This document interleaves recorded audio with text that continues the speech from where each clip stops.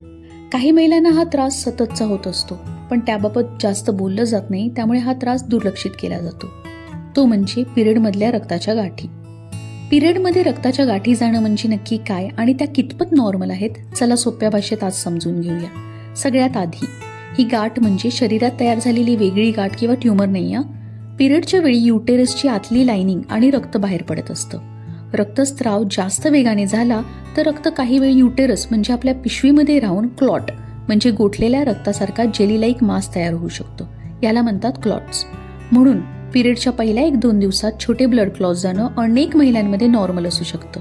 पण क्लॉट्स वारंवार खूप मोठे जात असतील, ब्लिडिंग खूप जास्त असेल, वारंवार पॅड बदलावा लागत असेल, पिरियड 7 दिवसांपेक्षा जास्त चालत असतील किंवा खूप पेन, विकनेस, थकवा, चक्कर यांसारखी लक्षणे असतील तर ते नॉर्मल समजून अजिबात इग्नोर करू नका.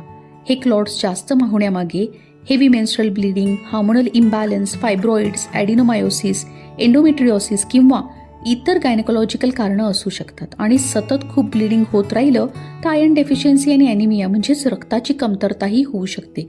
म्हणून फक्त क्लॉट कमी करण्यावर लक्ष न देता त्यामागचं कारण शोधणं अगदी महत्त्वाचं आहे. तुम्हाला पिरियड्समध्ये असे क्लॉट्स वारंवार येत असतील तर तुमच्या मेन्स्ट्रल पॅटर्न डॉक्टरांशी नक्की शेअर करा आणि डिस्कस करा.